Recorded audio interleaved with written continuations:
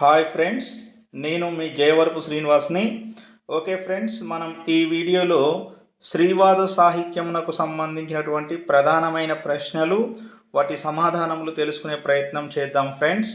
First question: శ్రీవాదం అనే పదాన్ని మొదట వాడింది ఎవరు?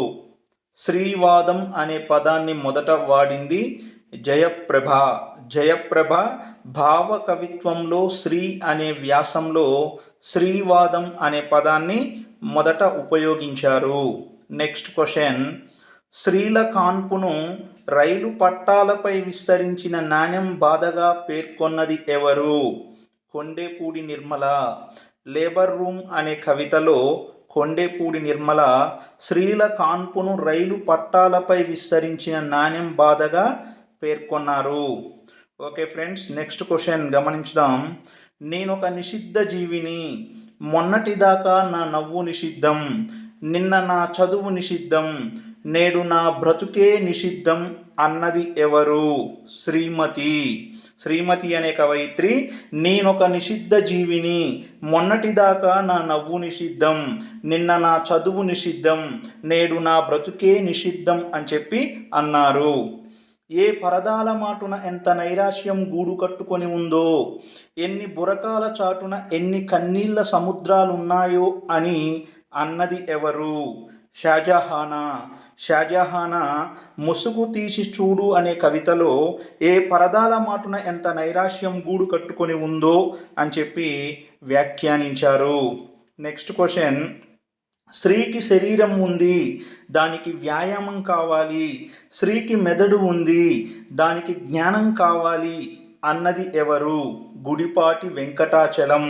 చలం స్త్రీకి శరీరం ఉంది, దానికి వ్యాయామం కావాలి, స్త్రీకి మెదడు ఉంది, దానికి జ్ఞానం కావాలి అన్నారు. పెళ్ళంటే పెద్ద శిక్ష, మొగుడంటే స్వేచ్ఛా భక్షకుడు అన్న కవయిత్రి ఎవరు? సావిత్రి. సావిత్రి బందిపోట్లు కవితలో పెళ్ళంటే పెద్ద శిక్ష, మొగుడంటే స్వేచ్ఛా భక్షకుడు అని పేర్కొన్నది. ఓకే, నెక్స్ట్ క్వశ్చన్ చూద్దాం ఫ్రెండ్స్. నేను నీ సహచరిని, తిరుగుబాటు సంగీతాన్ని అయిన రోజు నీ కంట్లో నలుసును అన్నది ఎవరు? సుధా. లొంగుబాటు సంగీతాన్ని అనేటువంటి కవితలో సుధా నేను నీ సహచరిని, తిరుగుబాటు సంగీతాన్ని అయిన రోజు నీ కంట్లో నలుసును అని పేర్కొన్నది. మా అమ్మ నడిచే వంటిల్లు, ఈ వంటింటి సామ్రాజ్యానికి మా అమ్మే రాణి, కానీ వంట గిన్నెలన్నింటిపైన నాన్న పేరే అంటూ పితృస్వామ్యమును విమర్శించిన కవయిత్రి ఎవరు? విమల. అమ్మ నడిచే వంటిల్లు, వంటింటి సామ్రాజ్యానికి అమ్మే రాణి, కానీ వంట గిన్నెలన్నింటిపైన నాన్న పేరే అన్నది ఎవరు? విమల. దరిద్రుడు బిడ్డలతో నా శరీరాన్ని పుచ్చింపజేస్తుంటే, ధనికుడు మాత్రం మరిన్ని మందులతో నా గర్భాన్ని ఎండగడుతున్నాడు అన్నది ఎవరు? వసంత ఖన్నాభినన్. దరిద్రుడు బిడ్డలతో నా శరీరాన్ని పుచ్చింపజేస్తుంటే, ధనికుడు మాత్రం మరిన్ని మందులతో నా గర్భాన్ని ఎండగడుతున్నాడు అని వసంత ఖన్నాభినన్ అన్నారు. మన పిల్లల కోసం వంటగదులు కూల్చేద్దాం రండి అని పిలుపునిచ్చింది ఎవరు? పాటిబండ్ల రజని. మన పిల్లల కోసం వంటగదులు కూల్చేద్దాం రండి అని పిలుపునిచ్చింది పాటిబండ్ల రజని. నాన్న చేత తన్నులు తినని అమ్మ కావాలి, సుడిగుండంలా అమ్మ ఏడుపు వినపడని సుఖ నిద్ర కావాలి అన్నది ఎవరు? బి పద్మావతి. బి పద్మావతి అమ్మ కావాలి కవితలో నాన్న చేత తన్నులు తినని అమ్మ కావాలి, సుడిగుండంలా అమ్మ ఏడుపు వినపడని సుఖనిద్ర కావాలి అని అన్నది. వర్గశత్రువు కంటే లింగశత్రువే మిన్నా అని మిత్రవైరుధ్యం కవిత రాసింది ఎవరు? మొక్కపాటి సుమతి. వర్గశత్రువు కంటే లింగశత్రువే మిన్నా అంటూ మిత్రవైరుధ్యం అనే కవిత రాసిన కవయిత్రి ఎవరు? మొక్కపాటి సుమతి. ఈ శరీరం మూగబోయిన శతతంత్రుల రసవీణ, రమిస్తే శ్రమిస్తే దమిస్తే శాంతి శాంతి శాంతి అని పేర్కొన్నది ఎవరు? రేవతీదేవి. అనురాగ దగ్ధ సమాధి కవితలో రేవతీదేవి ఈ శరీరం మూగబోయిన శతతంత్రుల రసవీణ రమిస్తే శ్రమిస్తే ధమిస్తే శాంతి శాంతి శాంతి అని అన్నది. శిలాలోలిత అనే కవిత రాసింది ఎవరు? శిలాలోలిత అనే కవిత రాసింది రేవతీదేవి. రేవతీదేవి శిలాలోలిత అనే కవిత రాశారు. బాగా గుర్తుంచుకోవాలి. నెక్స్ట్ క్వశ్చన్, శిలాలోలిత అసలు పేరు ఏమిటి? పి లక్ష్మి. పి లక్ష్మి కలం పేరే శిలాలోలిత. శిలాలోలిత అసలు పేరు పి లక్ష్మి. శిలాలోలిత అనే కవిత రాసింది ఎవరు అంటే రేవతీదేవి. శిలాలోలిత అనే కవిత రాసింది రేవతీదేవి కాగా, శిలాలోలిత అనే కలం పేరు గల కవయిత్రి ఎవరు అంటే పి లక్ష్మి. పి లక్ష్మి కలం పేరు శిలాలోలిత అని గుర్తుంచుకోండి.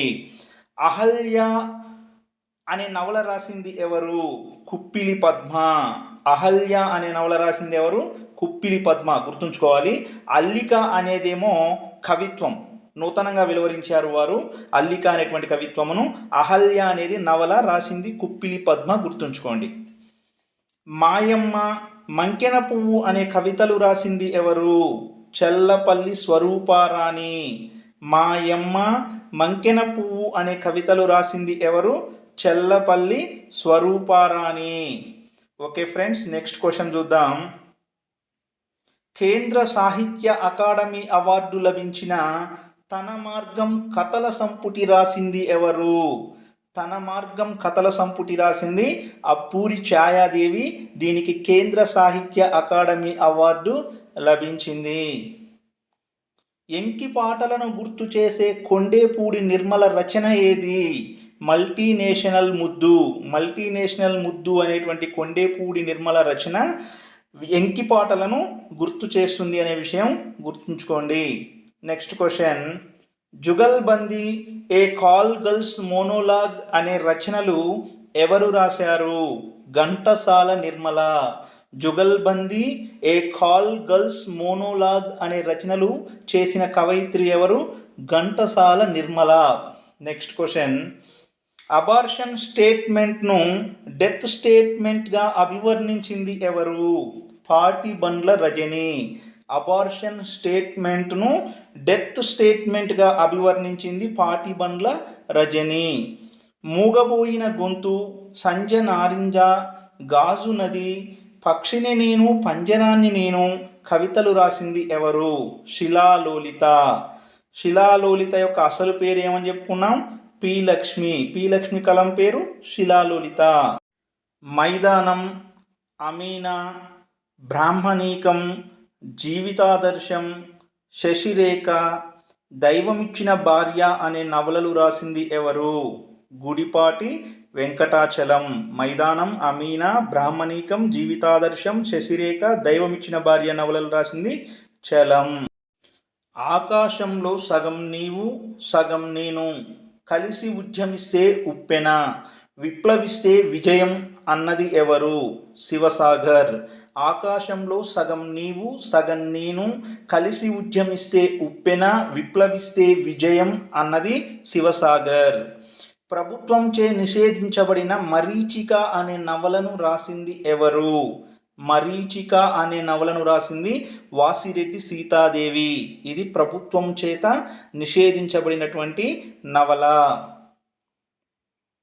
నేను ఋతువైన వేళ అనే కవితను రాసింది ఎవరు? కె గీత. నేను ఋతువైన వేళ అనే కవితను రాసింది కె గీత. ఓకే ఫ్రెండ్స్, నెక్స్ట్ క్వశ్చన్ చూద్దాం.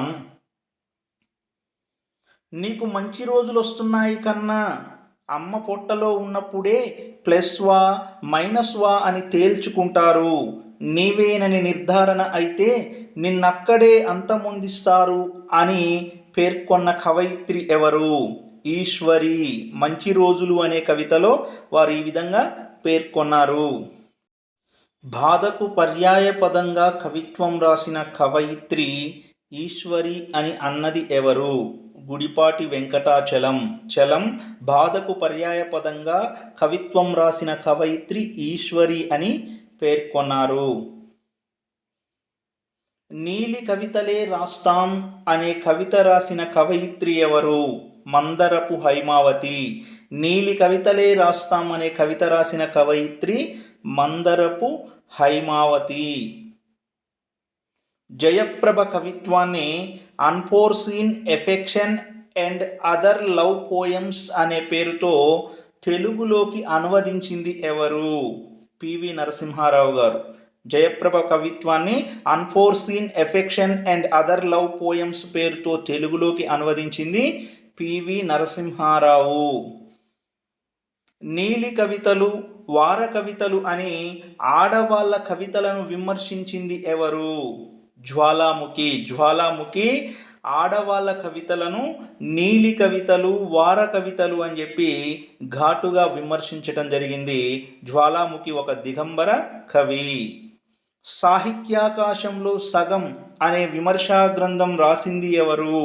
కాత్యాయని విద్మహే.